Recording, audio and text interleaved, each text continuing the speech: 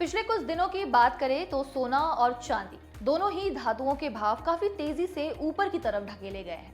Indicative retail भाव की अगर हम बात करें तो 24 कैरेट सोना करीब 1,49,100 रुपए प्रति 10 ग्राम और चांदी करीब 2,26,630 रुपए प्रति किलो पर दिखी है। यहाँ ध्यान देने वाली बात यह है कि पिछले 3 दिनों में MCX पर सोने का भाव करीब 6,400 रुपए प्रति 10 ग्राम बढ़ा है और इसी दौरान चांदी करीब 11,000 रुपए प्रति किलो महंगी हुई है।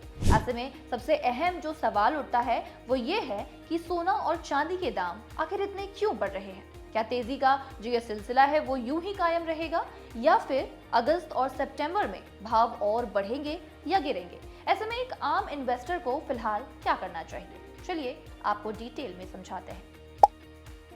रॉयटर्स के अकॉर्डिंग सोने में हाल की मजबूती की एक बड़ी वजह है कि इन्वेस्टर्स अमेरिका के रोजगार आंकड़ों और आगे की ब्याज दरों के संकेतों का इंतजार कर रहे हैं। अगर रोजगार के आंकड़े कमजोर आते हैं और ब्याज दरें घटने की उम्मीदें बढ़ती है तो सोने को एक सपोर्ट मिल सकता है। सोना और चांदी की कीमत पर अमेरिका की ब्याज दरों का सीधे तौर पर असर पड़ता है। जब अमेरिका में ब्याज दरें ज्यादा होती हैं तो इन्वेस्टर्स अपना पैसा बैंक, बॉन्ड और दूसरी ब्याज देने वाली जगहों पर लगाना पसंद करते हैं। अब क्योंकि सोना ब्याज नहीं देता है, इसलिए जब ब्याज दरें ज्यादा रहती है तो सोने में निवेश करने का आकर्षण कुछ हद तक कम हो जाता है। लेकिन जब मार्केट को ये लगता है कि अमेरिका में ब्याज दरें घट सकती हैं तो इन्वेस्टर्स सोने और चांदी की ओर भागने लगते हैं। हाल के दिनों में कच्चे तेल की कीमतों में भी हमने एक नरमी देखी है, जिससे महंगाई बढ़ने की आशंका कुछ हद तक कम हुई है। बाजार को उम्मीद है कि फेडरल रिजर्व यानी कि अमेरिका का जो सेंट्रल बैंक है वो ब्याज दरों को लेकर बहुत सख्त रुख नहीं अपनाएगा। दूसरा एक अहम फैक्टर ये भी है कि डॉलर का कमजोर होना। सोने की कीमत ग्लोबली डॉलर में तय की जाती है। ऐसे में जब भी डॉलर कमजोर होता है तो दूसरे देशों के इन्वेस्टर्स के लिए सोना खरीदना बेहद आसान हो जाता है, जिससे सोने की मांग बढ़ सकती है। भारत में इसका असर कैसे पड़ता है आपको वो भी समझाते हैं। अगर रुपए में कमजोरी आती है तो भारत में सोना और भी ज्यादा महंगा हो जाता है। हाल के मार्केट ट्रेंड्स पर अगर हम एक नजर डालें तो डॉलर और अमेरिकी बॉन्ड से मिलने वाले रिटर्न पर इन्वेस्टर्स की नजर लगातार बनी हुई है। ऐसे में अगर डॉलर कमजोर रहता है और बॉन्ड से मिलने वाला रिटर्न घटता है तो सोने की मांग बढ़ सकती है।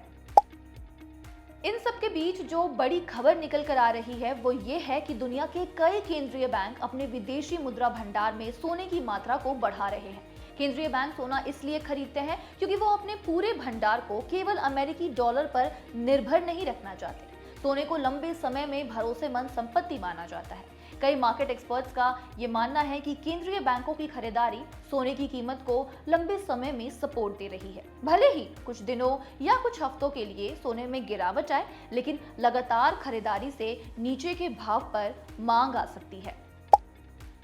दोनों ही धातु यानी कि सोना और चांदी में फर्क भी है और वो ये है कि सोना खास तौर से निवेश, गहनों और सुरक्षित संपत्तियों के रूप में खरीदा जाता है, लेकिन चांदी का इस्तेमाल निवेश के साथ साथ solar panel, electronics, electric vehicles, semiconductors, AI से जुड़े डेटा सेंटर्स और इलेक्ट्रॉनिक डिवाइसेस की मांग बढ़ने से भी चांदी की जरूरतें बढ़ सकती है। ऐसे में जब चांदी की मांग बढ़ती है और बाजार में उसकी सप्लाई कम रहती है तो भाव तेजी से ऊपर जा सकता है और यही वजह है कि चांदी में सोने के मुकाबले ज्यादा उतार चढ़ाव देखने को मिलता है।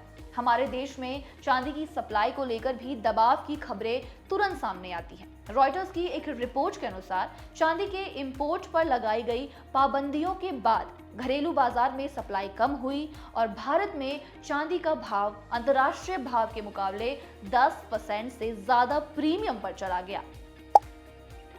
इसी के साथ एक लास्ट फैक्टर पर बात करना चाहूंगी जो है सेफ इन्वेस्टमेंट खरीदारी। मतलब ये कि सोने को दुनिया भर में सुरक्षित निवेश यानी कि सेफ हेवन माना जाता है। सेफ हेवन का मतलब है ऐसी जगह जहां बाजार में डर और अनसर्टेनिटी बढ़ने पर भी निवेशक पैसा लगाते हैं। जब युद्ध, राजनीतिक तनाव, ट्रेड डिस्प्यूट्स या फिर इकोनॉमिक क्राइसिस की चिंताएं बढ़ती है तो निवेशक शेयर बाजार से पैसा निकालकर सोने में पैसा लगाना पसंद करते हैं। इससे सोने की कीमत बढ़ती है। हाल के दिनों में मिडिल ईस्ट पर जिस तरह तनाव के बादल मंडराए उससे जुड़ी घटनाओं पर बाजार की पैनी नजर बनी रही। तनाव घटने या बढ़ने की हर खबर का असर तेल, डॉलर, बॉन्ड और सोने पर दिखाई दे रहा है। ऐसे में जब जब दुनिया में तनाव बढ़ता है तो सोने की मांग और बढ़ सकती है। अगर तनाव लंबे समय के लिए कम हो जाता है और इन्वेस्टर्स दोबारा शेयर बाजार जैसे जोखिम वाले ऑप्शंस में पैसा लगाने लगते हैं तो सोने में कुछ मुनाफा वसूली हो सकती है, यानी कि प्रॉफिट बुकिंग। तो कुल मिलाकर हमने आपको उन 5 फैक्टर्स के बारे में बताया जिनकी वजह से सोने और चांदी में तेजी देखने को मिली है। फिलहाल इस वीडियो पर आप क्या सोचते हैं, आपकी क्या राय है, हमें कमेंट्स में लिखकर जरूर बताइए।